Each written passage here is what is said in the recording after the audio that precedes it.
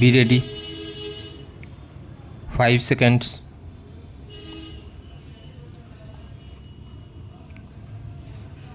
Start. Sri W.H. Khan, learned senior advocate, appearing for the appellant in a special appeal number 449 of 2011, contended that the order of District Inspector of Schools was liable to be set aside. He submits that there being two rival claimants regarding elections of the Committee of Management dated 31st of October 2010, the District Inspector of Schools had no jurisdiction to adjudicate the dispute, and he was obliged to make a reference to the regional level committee in accordance with the government orders dated 19th of December 2000 and 20th of October 2008.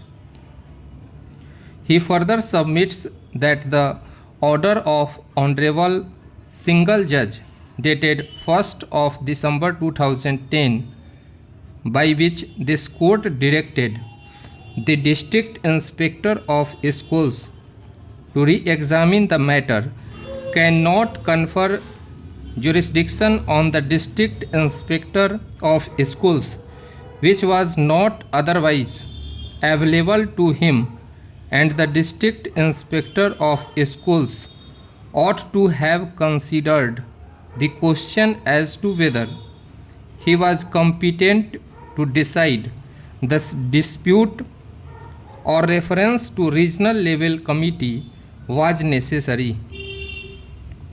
He submits that the order of District Inspector of Schools dated 11th of February 2011 deserves to be set aside by Honorable Single Judge, and Honorable Single Judge erred in not setting aside the said order.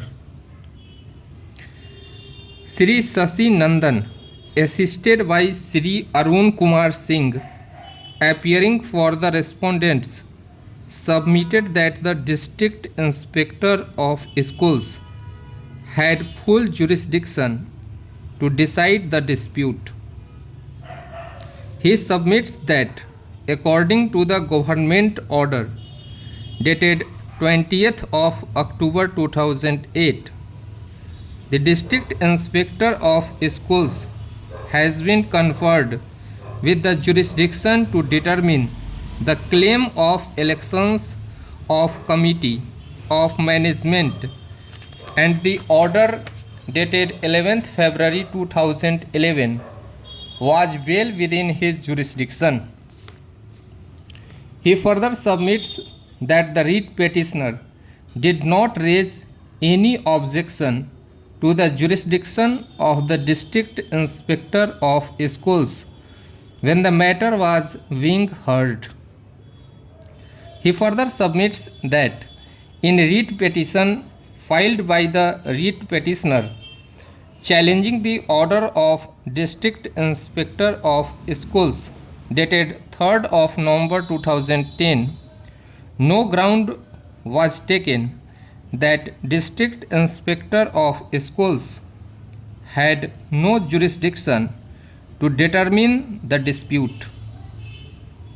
He submits that in view of the directions of this court dated 1st of December 2010, the District Inspector of Schools has to determine the dispute, and writ petitioner is not stopped from challenging the jurisdiction of District Inspector of Schools.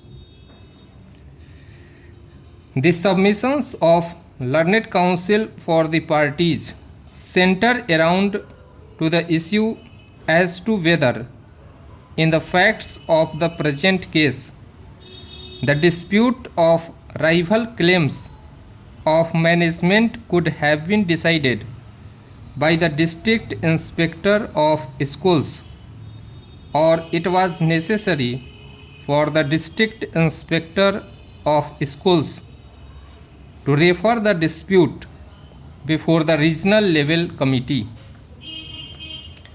Before we proceed to examine the above issue, it is relevant to note the relevant provisions of the UP Intermediate Education Act 1921 as amended from time to time, as well as the government orders issued by the state government.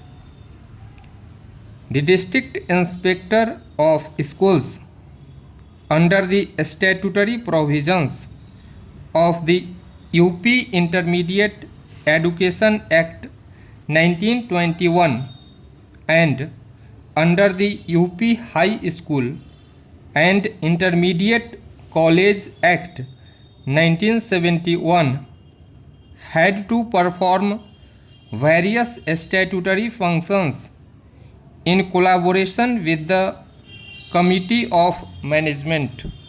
Stop.